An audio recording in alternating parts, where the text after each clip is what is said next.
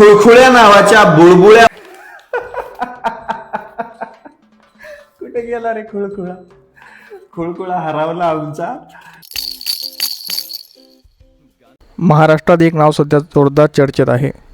ते नाव म्हणजे रविराज साबळे पाटील. पण प्रश्न असा आहे, ते खरं सत्य बाहेर आणत आहेत का काहीतरी मोठा खेळ सुरू आहे?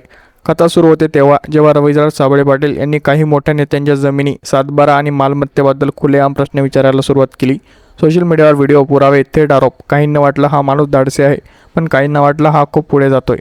आणि मग अचानक एक ट्विस्ट, त्याच्यावर गुन्हा दाखल होतो. आरोप काय? इलेक्ट्रॉनिक माध्यमातून पाठलाग करून विनयभंग. पण इथे सस्पेन्स वाढतो. खरंच हा गुन्हा आहे का, की कोणीतरी आवाज दाबण्याचा प्रयत्न? व्हिडिओमध्ये सांगितलं जातं की रविराज यांनी फक्त प्रश्न विचारले, पण त्या प्रश्नाचं कोणीतरी घाबरलं. कारण तेव्हा सातबाऱ्यावरचं सत्य बाहेर येतं, जेव्हा अनेकांना चेहरे उघडे पडू शकतात. हा सोशल मीडियाचं रणांगण बनलं आहे. एक बाजू म्हणते तो जनतेसाठी लढतोय, तर दुसरी बाजू म्हणते हे सगळं नाटक आहे. पण खरी गोष्ट अजूनही दुसरं आहे. रविराज साबळे पाटील सत्यासाठी लढणार आवाज, की राजकारणात अडकलेला एक चेहरा? उत्तर अजूनही सापडलेलं नाही, कारण ही कहाणी अजून संपलेली नाही.